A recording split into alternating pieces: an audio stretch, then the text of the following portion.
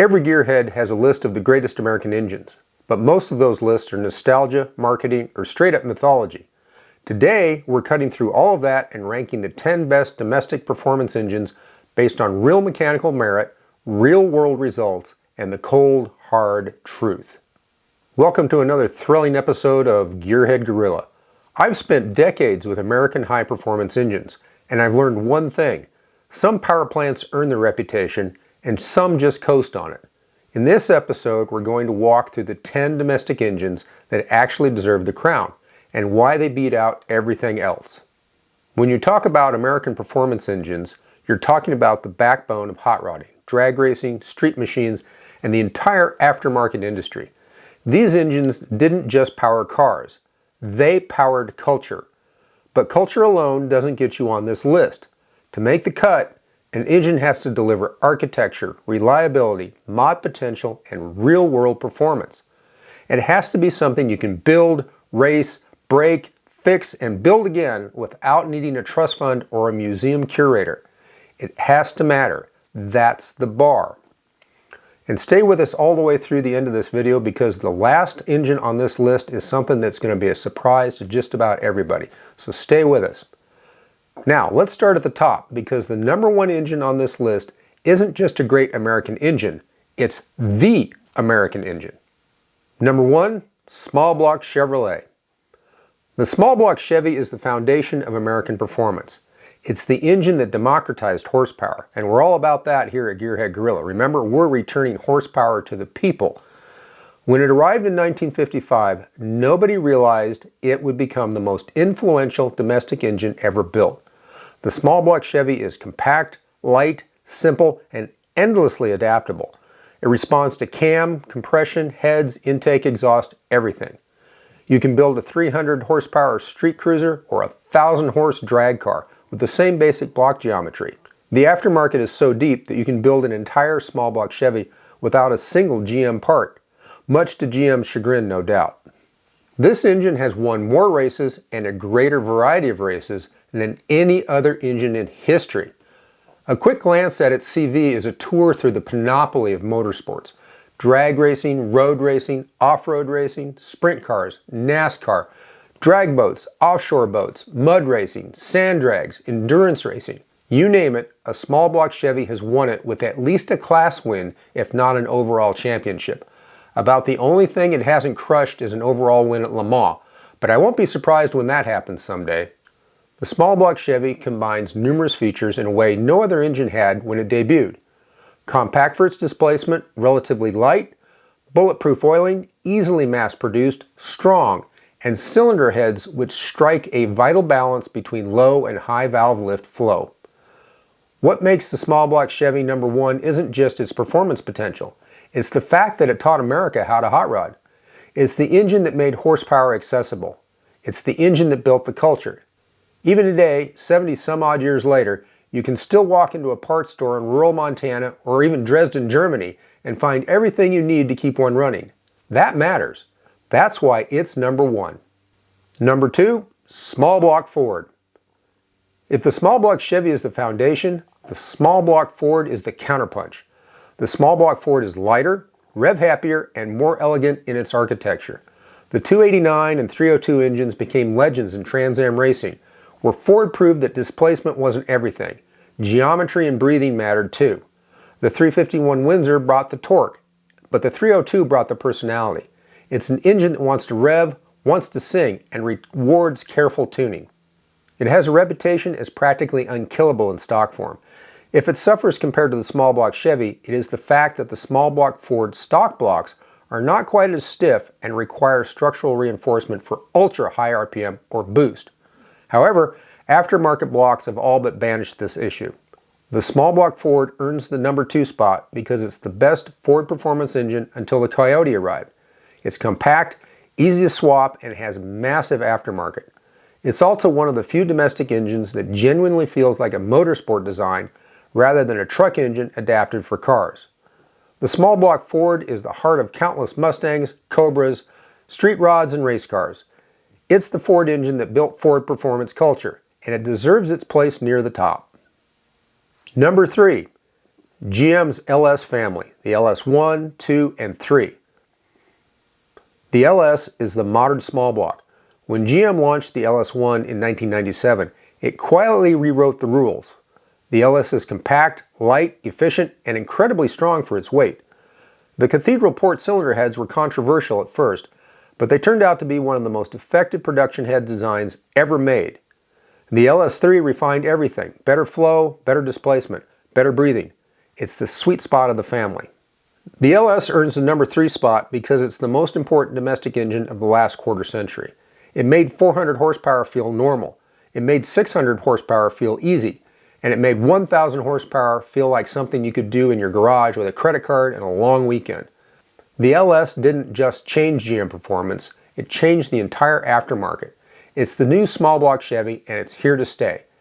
If it has any downside, it's the fact that it's a bit more expensive to build than the Gen 1 small block. Number 4, Big Block Chevrolet. The Big Block Chevy, aka the Rat Motor, is the torque king. It's the engine you buy when you want big horsepower without big drama. The Big Block Chevy's massive bore spacing and generous deck height give it airflow potential that small blocks can only dream about. This thing is called the Semi-Hemi for a reason. Those splayed valve heads, often called the porcupine head, are fantastic. They flow numbers that will belittle just about anything else on the market.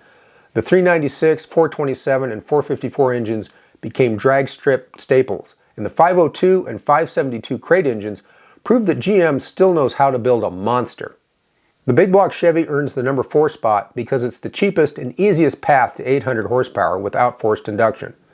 An 800 horse Big Block Chevy crate engine costs half what an 800 horse LS build costs, and you don't need boost, witchcraft, or a laptop to make it happen. Add aluminum heads and intake, and the weight becomes manageable. Go all in with an alloy block, and you have small block weight with mountain motor cubes. The Big Block Chevy is big, loud, unapologetic, and brutally effective. It's American horsepower in its purest form. Number 5, the Ford Coyote. The Ford Coyote is the modern Ford masterpiece. It's a dual overhead cam engine that behaves like a motorsport design. High revs, excellent breathing, and remarkable durability. The Coyote's variable cam timing gives it a wide, flexible power band, and the heads flow well enough to support 750 or more horsepower naturally aspirated with the right combination of compression and cam timing. The Coyote earns the number 5 spot because it's the best Ford street engine ever made. It's smooth, efficient, and capable of RPM numbers that domestic engines traditionally avoided. It's also the first Ford engine that truly challenged the LS in the aftermarket.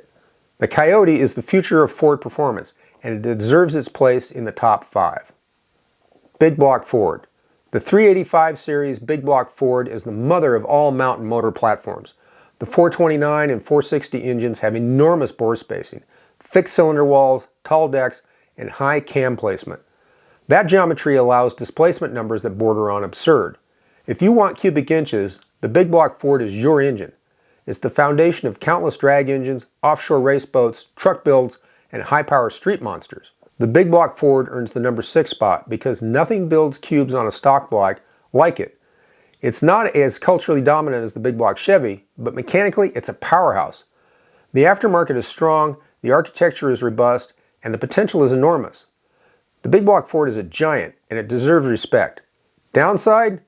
Even with alloy bits tacked on, it still weighs more than a Honda. Number 7, the Ford FE series. Coming in at number 7 is the Ford FE. It's one of the most historically important engines on this list. The 427 side oiler is a masterpiece.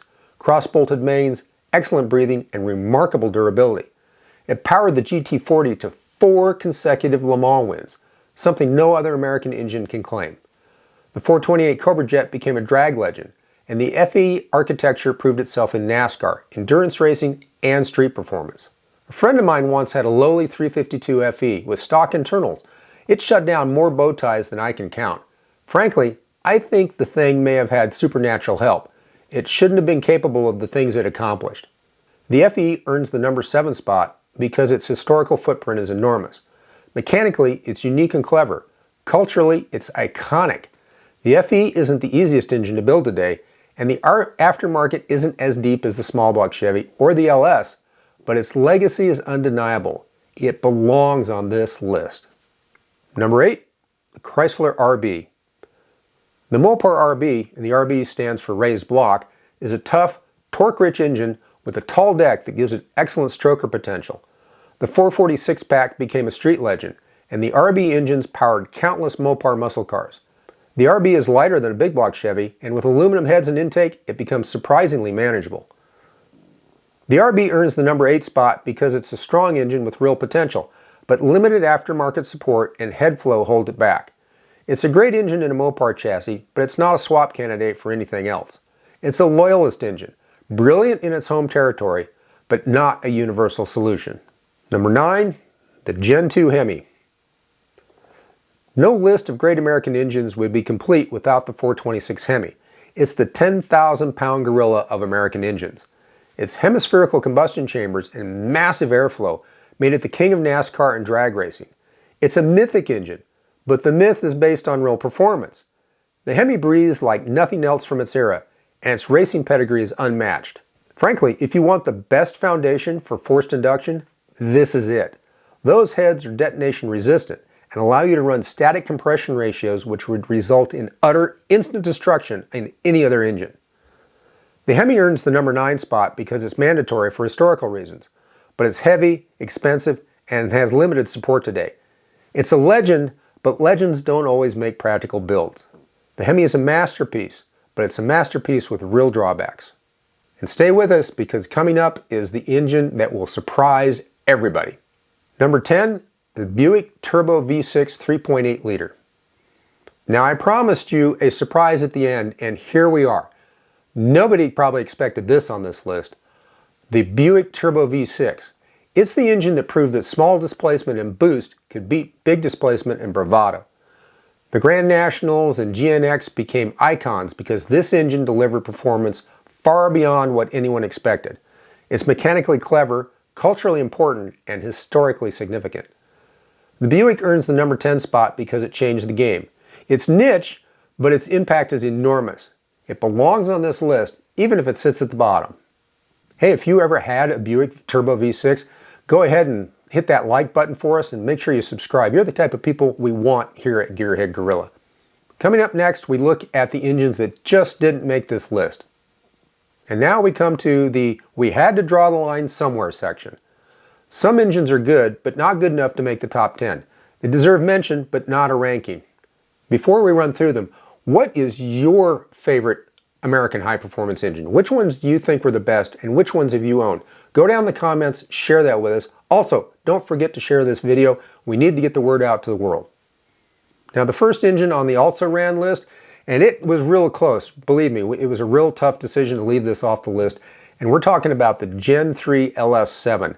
And this was used in the C6 Corvette Z06 and the Gen 5 Camaro Z28. It's a brilliant engine, but it's held back by those ultra sophisticated exotic titanium rods, connecting rods they put in it, and the fact that it will randomly drop valves on top of the pistons without any notice whatsoever. However, you can fix those issues with aftermarket parts. Just basically junk the titanium rods because the coatings wear off and they gall and then they fail.